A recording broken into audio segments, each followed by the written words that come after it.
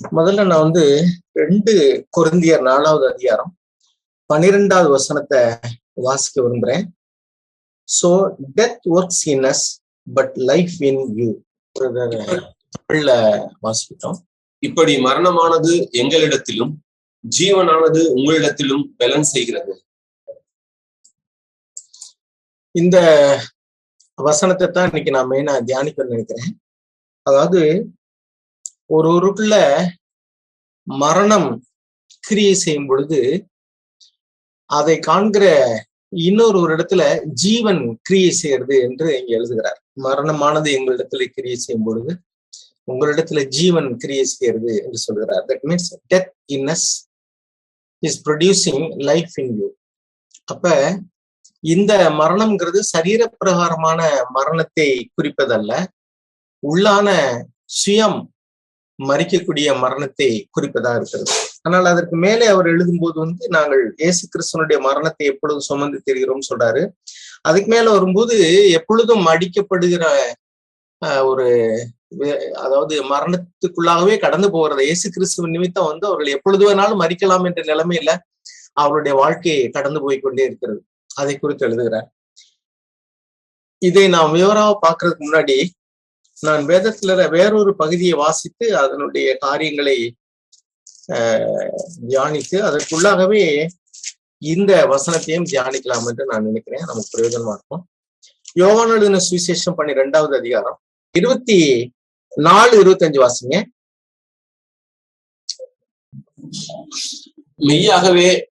மெய்யாகவே நான் உங்களுக்கு சொல்லுகிறேன், கோதுமை மணியானது நிலத்தில் விழுந்து சாகாவிட்டால் தனித்திருக்கும், செத்ததே ஆகில் மிகுந்த பலனை கொடுக்கும்.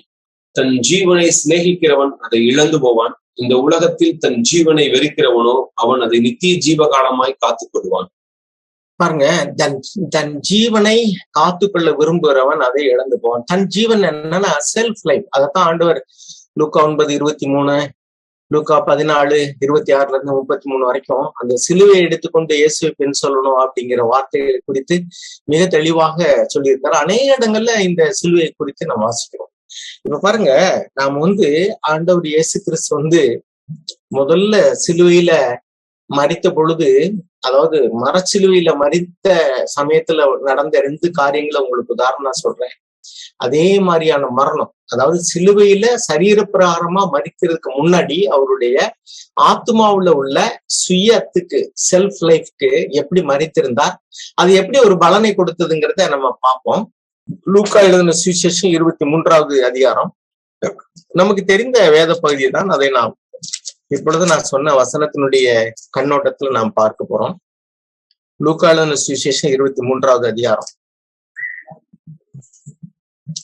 41வது வசனம். 2 கள்வர்கள் வலதுபுறம் ஒருவரும் இடதுபுறம் ஒருவருமாக சிலுவையில் அறைந்திருந்தார்கள். அவர்கள் எல்லாம் குற்றவாளிகள், they are criminals அப்படின்னு எழுதியிருக்கு. ஒன் ஆஃப் த கிரிமினல்ஸ் ஸ்காஃப்ட், கேலி செய்தார் என்று நம்ம வாசிக்கிறோம். இன்னொரு பக்கம் இருந்த இன்னொரு அந்த இவர் ஜீவனை கண்டார். பாருங்க, எல்லா இடத்துலயுமே என்ன நடக்குதுன்னா, ஆண்டவர் எவ்வளவுதான் அற்புதங்கள் செய்தாலும், எவ்வளவுதான் தன்னை குறித்து அவர் தெளிவாக பேசினாலும் விளங்கி கொள்ளவர்கள், அதாவது தேவன் யாருக்கெல்லாம் அந்த கிருபையை கொடுத்திருக்காரோ அவங்கதான் அதை விளங்கி கொண்டார். மற்றவர்கள் கண்டும் காணாதவர்களை போல குருடர்களாகவே இருந்தார். அதற்கு நான் உதாரணம் சொல்ல முடியும். நான் இப்ப சொல்றேன். இந்த இடத்துல பாருங்க, ஆண்டவராகிய இயேசு கிறிஸ்துவிடத்திலிருந்து ஒரு ஜீவன் வெளிப்படுகிறது. எப்படி? அவருக்கு உள்ளாக சிலுவையில் சரீரம் மரிக்கிறதுக்கு முன்பாகவே அவர் ஆத்துமாவுல தன்னுடைய ஆத்துமாவை அவர் மரணத்திற்கு ஊற்றி விட்டார். அப்படின்னு என்ன அர்த்தம்னா, அவருடைய அந்த சுயம் அவருக்குள்ள இருந்து எழும்பக்கூடியதான ஒரு நீதிமானாகி அவரை சிலுவையில் அறைந்திருக்கிறார்கள். குற்றமற்றவர், எந்த பாவமும் பண்ணாதவர். தேவனுக்கு முன்பாக அவர் மனுஷருடைய பாவங்களை சுமந்தாலும் கூட அவரை சிலுவையில் அறைந்தவர்கள் அந்த எண்ணத்தில் எல்லாம் மறையவில்லை. அவரை தீர்த்து கட்ட வேண்டும் என்ற எண்ணத்தில் தான் அவரை அறைந்தார்கள். அதற்கு என்ன காரணம்? அவர் ஒரு பாவமும் செய்யவில்லை. அப்ப ஒரு பாவமும் செய்யாத அவரை சிலுவையில் இறந்து கொள்வதற்கு ஏன் தீர்மானித்தார்கள் அப்படின்னு சொன்னா, அதுக்கு காரணம் அவருக்கு அந்த பரிசேயர்களுக்கு, ஆசாரியர்களுக்கு ஒரு சவாலாக இருந்தார். எனவே அவரை ஒழித்து விட்டால்தான் அவர்கள் தங்களுடைய ஸ்தானத்தை தக்க வைத்துக் கொள்ள முடியும். அவர்களுடைய அந்த கௌரவத்தை காப்பாற்றிக் கொள்ள முடியும். இல்லைன்னா எல்லாரும் அவருக்கு பின்னாடி போயிட்டு இருக்காங்க, நிறைய அற்புதம் செய்யறாரு. எனவே அந்த முடிவு எடுத்தார்கள். இப்பொழுது அந்த இடத்துல பாருங்க, ஆண்டவர் ஏற்கனவே தன்னுடைய ஆத்துமாவை கெத்செமனேல போய் மரணத்துக்கு ஊற்றிட்டார். அந்த மனுக்குலத்தின் பாவங்கள் எல்லாம் அவர் மீது சுமத்தப்படும் பொழுது தேவனுடைய சமூகத்தை தரிசிக்க முடியாமல் என் தேவனே என்று அவர் கதறுகிறார். அந்த இடத்துல தான் தேவனேன்னு சொல்றார். மற்ற இடத்துல எல்லாம் என் பிதா என் தகப்பன் தான் சொல்லுவாரு. சரி, இப்ப நம்ம அதுல கவனிக்க வேண்டியது, இதெல்லாம் நமக்கு தெரிஞ்சதுனால நான் அதுக்கு விரிவா போக விரும்பல. இந்த இடத்துல நம்ம கவனிக்க வேண்டியது என்னன்னா, அந்த சிலுவையில் அவர் மரிக்கிறதுக்கு முன்னாடி அவர் வாய் திறவாது இருந்தார். அவர் என்னமோ கேலி பண்ணாங்க, காரி துப்புனாங்க, கன்னத்துல அறைந்தாங்க, சாட்டினால் அடிச்சாங்க, சிலுவையை சுமத்தினாங்க, அவருடைய வஸ்திரங்களை எல்லாம் உரிந்து அவமானப்படுத்தினார்கள், அசிங்கப்படுத்தினார்கள். எல்லா அசிங்கங்களையும் அவர் பொறுத்து கொண்டு எதையுமே அவர் வாய் திறந்து முறுமுறுத்து குறை சொல்லி அப்படிலாம் அவரு செய்யவே இல்லை. இதுதான் உள்ளான மரணம் சம்பவித்து விட்டது அப்படின்னு சொல்றாரு. அதாவது சிலுவையில் சரீரம் மரிக்கிறதுக்கு முன்பாக அவர் அனுதினம் சொன்ன சிலுவையில உள்ளாக மரித்து விட்டார். ஆனா அப்படின்னால அவருடைய வாயிலிருந்து ஒரு முறுமுறுப்போ குறை சொல்லுதலோ அல்லது தன்னை நியாயப்படுத்தி பேசவோ அல்லது ஒரு பக்கம் சிலுவையில் அறையப்பட்ட குற்றவாளியோ அல்லது அங்கே நின்றவர்கள் எல்லாரும் அவரை குறித்து இவர் மெசியாவானால் மேல இருந்து சிலுவையிலிருந்து இறங்கி வரணும், அப்பொழுது நம்ம விசுவாசிப்போம், இப்படி எல்லாம் அவரை ஏளனமாய் பேசின பொழுது கூட அவர் வாய் திறவாதிருந்தார். காரணம் என்னன்னா, he has died to himself. அவருடைய சுயத்துக்கு உள்ளே மறித்து விட்டார். இப்பொழுது அதை பார்த்த அந்த இன்னொரு பக்கத்தில் உள்ள கள்ளன் பாருங்க, எல்லாரும் பார்க்கிறாங்க, கேட்கிறார்கள். ஆனால் தேவன் யாருக்கு கிருபை தருகிறாரோ அவர்கள் தான் அந்த ஸ்லாக்கியத்தை பெறுகிறார்கள். அதுதான் ரட்சிப்பு, தேவனுடைய கிருபைன்னு சொல்றோம். ரெண்டு கள்ளனுமே பாக்குறாங்க, ஆனா ஒருத்தனுக்கு விளங்கிக்க முடியல, ஒருத்தன் விளங்கிட்டான். அவன் என்ன சொல்றான்? 41வது வசனம், we deserve to die for our crimes. நம்ம செய்த குற்றச்செயல்களுக்கு நாம் மரண தண்டனைக்கு பாத்திரவான்கள் தான். But this man has not done anything wrong. அவனுக்கு எப்படி தெரியும் என்றால், அவர் அந்த இடத்துல நடந்து கொண்ட விதத்தை பார்த்து அந்த ஜீவன் இன்னொருவருக்கு ஜீவனை கொடுத்து விட்டது. மரிக்கும் போது கூட பக்கத்தில் இருந்த ஒரு கள்ளன் அவர் ஏற்கனவே மரித்து விட்டபடினால அவரிடத்திலிருந்து இன்னொரு ஜீவன் புறப்படுவதை அவன் கண்டு கொண்டான். அதுதான் அவனை ரட்சித்திருச்சு. ஓகே, சோ அடுத்து பாருங்க 47வது வசனம் வாசிங்க.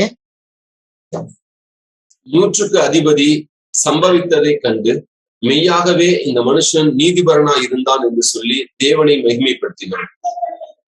When the Roman officer overseeing the execution saw what had happened, he worshipped God and said, surely this man was innocent. Roman ஆபீசர்னா அவர் யூதர் அல்ல, அவர் ஒரு புரஜாதியாரா தான் நிச்சயமா இருந்திருக்க முடியும். ரோமன் ஆபீசர் இப்ப என்ன சொல்றாருன்னா, he worshipped God எழுதி, அவன் தேவனை தொழுது கொள்கிறான். surely this man was innocent. மெய்யாகவே இவர் குற்றமற்றவர். ஏன்னா அவருடைய வாழ்நாள்ல எத்தனையோ இது மாதிரி சிலுவையில் அறையப்பட்ட எக்ஸிகியூஷன் காட்சிகள் எல்லாம் அவர் பார்த்திருப்பார்.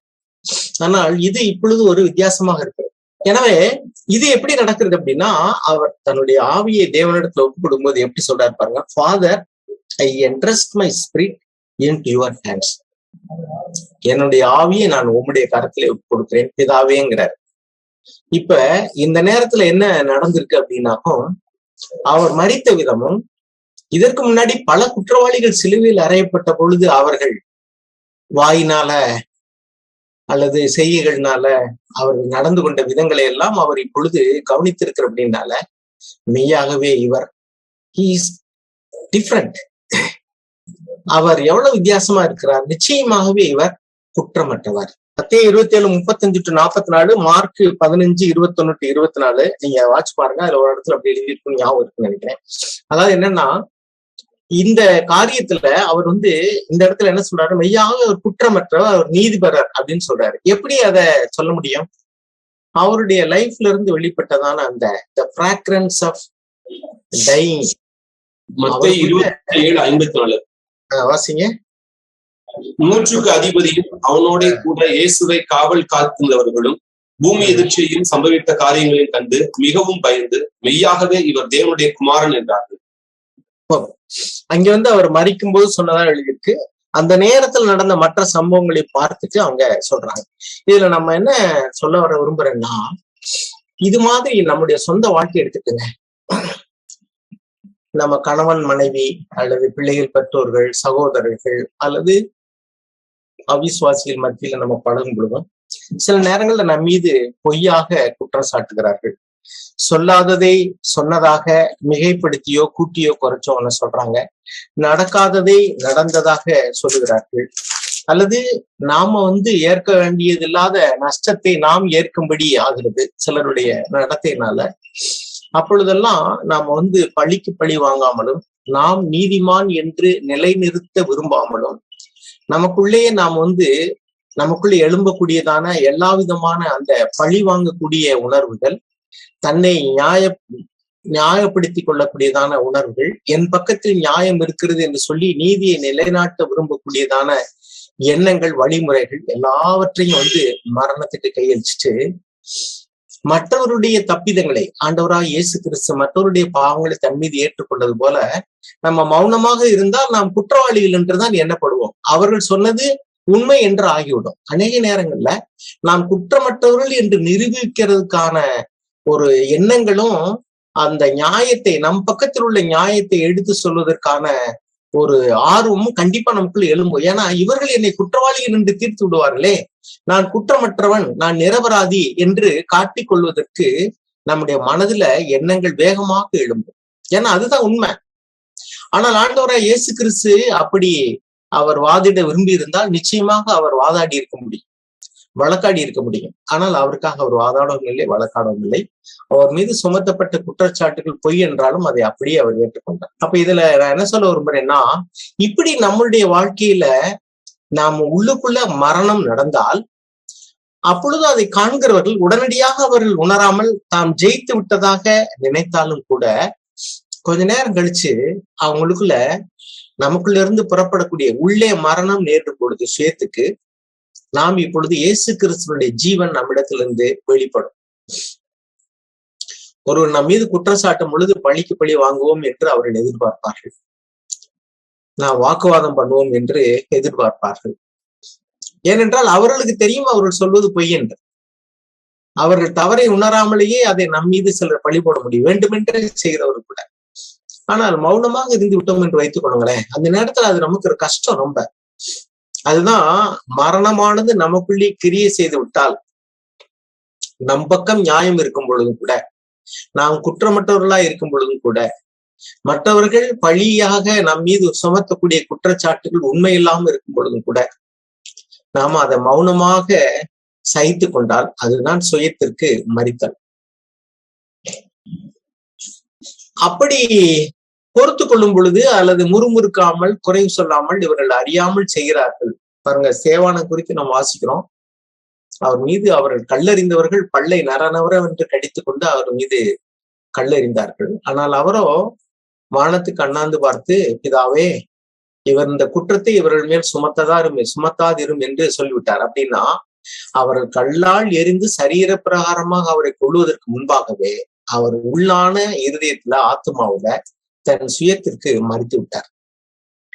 கிறிஸ்தவர்களாகி நமக்கு இன்னைக்கு மூளை அறிவு பெருத்திருக்கிற அளவுக்கு இந்த ஆவிக்குரிய ஜீவன், யோவான் சொன்னார்ல, அவர் பெருகவும் நான் சிறுகவும் வேண்டும் சொல்லிட்டு. நான் அப்படின்னு அவரை சொல்றது தன்னை சொல்லுகிறார். ஆனா உண்மையில என்னன்னா, நமக்குள்ள இருக்கக்கூடிய சுயத்தை தான் நம்ம இப்ப மீன் பண்ணணும். நம்மளுக்குள்ள இருக்கக்கூடிய சுயம் கொஞ்சம் கொஞ்சமாக மறையவும், நமக்குள்ள இருக்கக்கூடிய கிறிஸ்துவனுடைய ஜீவன் கொஞ்சம் கொஞ்சமாக பெருகவும் செய்யும் பொழுது உள்ளுக்குள்ள மரணம் நடக்க நடக்க நடக்க எவ்வளவாக நம்முடைய மாம்சத்தை சிலுவையில் அறைந்து அது மரணத்துக்கு ஒப்பு கொடுக்கிறோமோ அவ்வளவாய் நம்முடைய வெளிப்பிரகாரமான மனுஷத்துல இருந்து புறம்பான மனுஷன் அல்லது த ஸ்பிரிச்சுவல் மேன், அவரிடத்திலிருந்து அந்த ஆவிக்குரிய மனுஷன் வெளிப்படும் பொழுது இயேசுவே வெளிப்படுகிறார். ஆவிக்குரிய மனுஷனா இயேசு கிறிஸ்துவனுடைய ஜீவன் நம்மிடத்திலிருந்து வெளிப்படும். அப்பொழுது அது மற்றவரிடத்துல ஜீவனை உண்டாக்கும். நம்முடைய சுயத்தை மறிக்காம நம்ம அப்படியே வெளிப்படும் பொழுது அப்படியே ஒரு கோதுமை மணி சாகாமல் பாதுகாக்கிறது போல நம்முடைய பெயரை, நம்முடைய புகழை, நமக்கு தாக்கத்தை ஏற்படுத்தக்கூடிய எந்த காரியத்தையும், பாதிப்பை அஃபெக்ட் பண்ணக்கூடிய எந்த காரியத்தையும் நம்ம பாதுகாக்க விரும்புகிறோம். That is we want to protect it as a wheat. Crime, ஒரு கோதுமை மணியாக அதை ஒரு மணியான ஒரு நல்ல பேரோட பாதுகாத்துக்குள்ள நம்ம விரும்புறோம். விளைவு என்ன? வெளியில இருக்கிறவங்களுக்கு அதனால எந்த ஜீவனுமே கிடையாது. ஆனால் அதை நாம் மறிக்க ஒப்பு கொடுக்கும் பொழுது நம்முடைய சுயம் அப்படியே எழும்பி வருது. பாத்தீங்களா, என் பக்கம் நியாயம் இருக்கு, நான் நிரபராதி, என்னை எப்படி குற்றம் சாட்டலாம் அப்படிலாம் நம்ம சொல்லாம மௌனமாக பொறுமையோடு கூட நாம் சகித்து கொண்டால், வெறுப்பையோ கசப்பையோ பழி வாங்கக்கூடிய சுபாவத்தையோ வெளிக்காட்டாம, கோபத்தை வெளிக்காட்டாம, அமைதலோடு கூட நாம் இயேசு கிறிஸ்துவனுடைய ஜீவனை வெளிப்படுத்தி விட்டோம் என்றால், மரணம் உள்ள நிகழ்ந்தாலே வெளியில ஜீவன் வெளிப்பட்டோம், கிறிஸ்துவனுடைய ஜீவன். அப்பொழுது என்ன நடக்குதுன்னா, அது போய் நிச்சயமாக அநேக மணிகளை உருவாக்கிவிடும். இதுதான் இதுக்குள்ள மறைந்திருக்கு. ஆண்டவர் அதைத்தான் செய்தார், அதைத்தான் சீசரிடத்துல எதிர்பார்த்தார். அவரை பின்பற்றி வரக்கூடிய யாவரும் அப்படியே செய்ய வேண்டும் என்று அந்த பகுதியில சொன்னார். முடிவாக கிரேக்கருடைய கேள்விக்கும் பதில் சொல்லிவிட்டார். நான் உயர்த்தப்பட்ட பின்பு எல்லாரையும் என்னிடத்தில் எடுத்துக்கொள்வேன். I don't know disparity or partiality. I will draw unto me all people, everyone, எல்லாரையும். அதுல யூதர்கள், கிரேக்கர்கள், ஆண் பெண் அல்லது புறஜாதியார் என்ற எந்த வித்தியாசமும் கிடையாது. ஆனால் இப்பொழுது ஃபர்ஸ்ட் அந்த ஆர்டர் என்னன்னா, first juice, Israel, and then Gentiles. இந்த காரியத்தை குறித்து தியானிக்கும் போது நான் சொல்ல விரும்புறது என்னன்னா, நம்முடைய ஆண்டவர் ரட்சகருமாய் இயேசு கிறிஸ்துவனுடைய மரணம், அந்த சிலுவை மரணத்தினால நம்முடைய பாவங்கள் மன்னிக்கப்பட்டது. ஆனால் அவர் 33 வருஷம் இந்த பூமியில வாழும் பொழுது உள்ளுக்குள்ள அவர் சுயத்தை மறுதலிக்கு கொடுத்தாரு. பாத்தீங்களா, not my will but Thai will அப்படின்னு சொல்லிட்டு. அப்ப சுயம் தனக்குள்ள இருக்கக்கூடிய சொந்த விருப்பத்தை மரணத்துக்கு கையெழுக்கும் பொழுது தேவனுடைய விருப்பம் நிறைவேறி விடுகிறது. அதுதான் நம்முடைய ஜீவனை நாம மரணத்துக்கு, சொந்த லைஃப் வாழ்க்கைய சுயத்தை மரணத்துக்கு ஒப்பு கொடுக்கும் போது கிறிஸ்துவனுடைய ஜீவன் வெளிப்படுது. அப்பொழுது அது அநேக மனிதரிடத்துல ஜீவனை உண்டாக்கி விடுகிறது. நம்முடைய குடும்பத்திலே பாருங்க, கணவன் மனைவி ஒருவருக்கு ஒரு வாக்குவாதம் பண்ணாம ஒரு மணியா இருக்கிற ஒருவர் தன்னுடைய கோதுமை மணியை சாக கொடுத்துட்டாங்கன்னா, தன்னுடைய சுயத்தை சாக கொடுத்தாச்சுன்னா அங்க சமாதானம் உண்டாகி விடுகிறது. அப்பொழுது ரியலைஸ் பண்ணாட்டா கூட கணவனோ அல்லது மனைவியோ கொஞ்ச நேரம் கழிச்சு என்ன செய்வாங்க, ஒரு தடவையோ 2 தடவையோ பார்த்துட்டு மெய்யாகவே நீர் தேவனுடைய குமாரன் அப்படின்னு சொன்னது போல, மெய்யாகவே நீங்க குற்றமற்றவங்க தான், ஐ எம் சாரி, நான் தான் தப்பு பண்ணிட்டேன் அப்படின்னு அவங்க சொல்லிடுவாங்க. பாருங்க, இந்த ஜீவன் அங்க போய் அவங்களுக்கு ஒரு ஜீவனை உண்டு பண்ணிட்டாங்க. முதல்ல குற்றம் சாட்டினவர்கள், குறை சொன்னவர்கள், முறுமுறுத்தவர்கள், அவர்கள் தப்பித்துக் கொள்வதற்காக நம்மை காட்டி கொடுத்தவர்கள் கூட பாருங்க, யூதாஸ் கிட்ட என்ன நடந்தது? யூதாஸ் காரியத்தை நண்பனே அப்படின்னு சொல்லிட்டு ஆண்டவர் அவர்கிட்ட பேசி, அவரிடத்துல பழி வாங்கக்கூடிய எண்ணமே அவர்கிட்ட கிடையாது. நண்பனே, முத்தமிட்டோ மனுஷகுமாரனை காட்டி கொடுக்கிறாய் அப்படின்னு சொல்லிட்டு அவரு போயிட்டாரு. அவர் துரோகி அப்படி இப்படி எல்லாம் பேசவே இல்லை. அவர் அந்த நேரத்துல காட்டி கொடுத்துட்டு அவரை பிடிச்சுக்கிடுங்கன்ட்டு போயிட்டாரு, 30 வெள்ளிக்காசை கொண்டு போயிட்டு. அதுக்கப்புறம் என்ன எழுதியிருக்கு அவரை குறித்து? he felt remorse. அவரால் நிம்மதியா இருக்க முடியல. ஏன்னா அவர் ஒருவேளை அந்த இடத்துல ஒரு 4 வார்த்தைய பழிக்கு பழிய வாங்கணுங்கிற எண்ணத்துல இவர் துரோகி அப்படின்னு பேசியிருந்தாருன்னா அவருக்கு ஒரு ஆறுதல் அடைஞ்சு போயிருப்பாரு. சரி, நம்ம பேசுறதுக்கு பதில் பேர்ல அவர் பேசிட்டாரு அப்படின்ட்டு. இப்ப அவர் மௌனமாக உள்ளுக்குள்ள மறித்து விட்டார். அவர் என்ன பேசினாலும் அதனால அங்க ஒரு எஃபெக்டே இல்லை. இப்ப பாருங்க, அது அவருக்குள்ள ஒரு ஜீவனை உண்டாக்கிது. அவர் போய் உணர்வடைகிறார். ஆனா என்ன, அவர் திரும்ப ஆண்டவர்கிட்ட வரக்கூடிய விசுவாசம் அவர்கிட்ட இல்லை. ஆதியிலிருந்து அவர் தேவனுடைய குமாரனுடைய விசுவாசம் இல்லாதபடினால அவர் மன்னிப்பாருங்கிற எண்ணம் இல்லாம அவர் போயிட்டாரு இல்லையே. ஆனா அவர் அந்த உணர்வு உண்டாயிடுச்சுல, ஐயோ நான் குற்றமில்லாத ரத்தத்தை காட்டி கொடுத்தேனே, குற்றமற்றவர் என்று அவர்கள் வாயினாலே சொல்லுகிறார்கள். இவர் குற்றமற்றவர், இஸ் இன்னோசென்ட், இஸ் ரைட்டியஸ் அப்படின்னு அந்த 100க்கு அதிபதி சொல்லுகிறார். இவர் குற்றமற்றவர் அப்படின்னு சொல்லிட்டு யார் சொல்றாரு? அந்த கள்ளன் சொல்லுகிறார். இதெல்லாம் எப்படி உண்டாகுது அந்த உணர்வு? அவர் எதுவுமே பேசல, வாதாடல, வழக்காடல. he was dying, அவ்வளவுதான். உள்ள அவர் மறிச்சிட்டு இருக்காரு. உள்ள மரணம் நேரிட அதனுடைய இம்பாக்ட் என்ன? வெளியில மற்றவர்களிடத்துல ஜீவன், கிறிஸ்துவனுடைய ஜீவன் வெளிப்படுகிறது. நான் மறுபடியும் அந்த வசனத்தை வாட்சி நான் முடிக்க விரும்புறேன். 2 கொரிந்தியர் 4வது அதிகாரம் 12வது வசனம். So death works in us, but life in you. அதுக்கு முன்னாடி பாத்தீங்கன்னா 10வது வசனத்துல, always carrying about in the body the dying of Jesus, so that the life of Jesus also may be manifested in our body. 10வது வசனம் 8ல இருந்து வாசி. 2 கொரிந்தியர் 4:8. நாங்கள் எப்பக்கத்திலும் நெருக்கப்பட்டும் ஒடுங்கி போகிறதில்லை, கலக்கமடைந்தும் மனம் முறிவடைகிறதில்லை, துன்பப்படுத்தப்பட்டும் கைவிடப்படுகிறதில்லை, கீழே தள்ளப்பட்டும் மடிந்து போகிறதில்லை. கர்த்தராகி இயேசுவினுடைய ஜீவனும் எங்கள் சரீரத்திலே விளங்கும்படிக்கு இயேசுவின் மரணத்தை எப்பொழுதும் எங்கள் சரீரத்திலே சுமந்து திரிகிறோம். அருமையானவர்களே, இந்த மரணத்தை தான் நம்ம எப்பொழுதும் சரீரத்திலே சுமந்து தெரிகிறவர்களாக இருக்க வேண்டும்.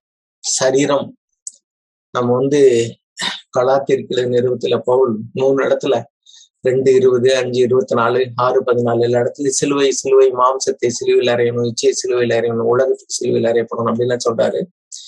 அந்த உள்ளான அந்த சுயத்தை மறுதளித்து மரணத்துக்கு ஒப்பு கொடுக்கறதா அது சாதாரணமான விஷயமே இல்ல. அதனாலதான் ஆண்டவர் சொன்னாரு, எனக்கு பின்னே ஒருவன் வர விரும்பினால் தன் சிலுவை எடுத்துக்கொண்டு, அனுதினமும் தன் சிலுவை எடுத்துக்கொண்டு, தன்னைத்தான் வெறுத்து தன் சிலுவையை எடுத்துக்கொண்டு, he must take it up. ஃபோர்ஸா கொடுக்கறது இல்ல, அவங்களாவே மனமோந்து எடுத்துக்கிறது. ஆண்டவராய் இயேசு கிறிஸ்து மனமோந்து எடுத்துக்கொண்டார். அதை முன்னக்கூடியே ஜெபம் பண்ணி ப்ரிப்பேர் ஆயிட்டார். அதனால அந்த பாடுகள் மரணம் நேரிடும் பொழுது அவர் முறுமுறுக்கவும் இல்லை, குறை சொல்ல முடியல. he was ready to face that. அதுதான் டேக்கிங் அப் த கிராஸ். நாமளும் பிரச்சனைகளை எதிர்கொள்வதற்கு முன்னதாகவே, சாத்தான் சோதனை கொண்டு வரதுக்கு முன்னதாகவே நம்ம ப்ரேயர் பண்ணி நம்ம ரெடி ஆயிட்டோம்னு சொன்னா, பிரச்சனை வரும் பொழுது நம்ம அழுக மாட்டோம், கத்த மாட்டோம், முறுமுறுக்க மாட்டோம், குறை சொல்ல மாட்டோம். பரீட்சைக்கு முன்னாடியே படிச்சோம்னா பரீட்சையை எதிர்கொள்ளும் பொழுது தைரியமா எதிர்கொள்வோம். பரீட்சைக்கு முன்னாடி படிக்கலைன்னு சொன்னா, ப்ரிப்பேர் பண்ணலைன்னா பரீட்சையின் போது நாம பரிதவிச்சுட்டு இருப்போம். இதுதான் ரிசல்ட். அதனால அனுதினமும் கிறிஸ்துவனுடைய மரணத்தை சுமந்து திரிகிறவர்களாக இருந்த அப்போஸ்தலர்களை போல நாமும் அனுதினமும் நம்முடைய சுயத்தை சிலுவையில் அறைந்து இயேசுவை பின் சொல்லுவோம். அப்பொழுது நமக்குள்ள மரணம் நேரிட எவ்வளவுக்களவு நம்முடைய சுயத்துக்கு மரணம் ஏற்படுகிறதோ அவ்வளவுக்களவு நம்முடைய அவுட் சைடு ரியாக்ஷன்ஸ் மற்றவர்களுக்கு ஜீவனை கொண்டு வரும். அது உடனே கொண்டு வராட்டாலும் சீக்கிரத்துல கொண்டு வரும். அதுதான் நம்ம பிராக்டிக்கலா இவரோட எக்ஸாம்பிளையும் பார்த்தோம். கர்த்தர் கண்களை திறந்துள்ளாராக. ஆமென். இரக்கமுள்ள எங்கள் நல்ல தகப்பனை நம்மை துதிக்கிறோம், விசுவத்திருக்கிறோம். அப்பா, உங்களுடைய திருக்குமாரன் மூலமாக எங்களுக்கு தந்த அந்த ரட்சிப்புக்காக உமக்கு நன்றி. நீர் தந்த வார்த்தைகளுக்காக உமக்கு நன்றி. இந்த வார்த்தைகள் எல்லாம் எங்கள் வாழ்க்கையிலே மாம்சமாகபடி உதவி செய்யப்பா. எத்தனையோ முறை திரும்ப திரும்ப கேட்டாலும் எங்கள் வாழ்க்கையில ஆண்டவரே, நாங்கள் சூழ்நிலைகள் மாறும் பொழுது எங்கள் விசுவாசம் அசைக்கப்படுவதும், பிரச்சனைகளை எதிர்கொள்ளும் போது நாங்கள் சிலுவையை மறந்து விடுவதும் வழக்கமாக இருக்கிறது. இரக்கமாயிருங்க. முதலாவது நாங்கள் இருக்கக்கூடிய இடங்கள்ல, வேலை செய்யக்கூடிய இடங்கள்ல, சந்திக்கக்கூடிய மனிதரிடத்துல நாங்கள் உள்ளான மனுஷனில் நாங்கள் அனுதினமும் மறித்து உம்முடைய சிலுவை மரணத்தை சுமந்தவர்களாக நாங்கள் தெரியவும், புறம்பான மனிதனில உம்முடைய ஜீவன் வெளிப்பட்டு நேயம் பேருக்கு ஜீவன் உண்டாகும். ஆண்டவரே, நீர் எங்களை ஆசீர்வதித்து உயர்த்தவனுமாய் நாங்கள் ஜெபிக்கிறோம். இயேசு நாமத்தில் பிதாவே. ஆமென்.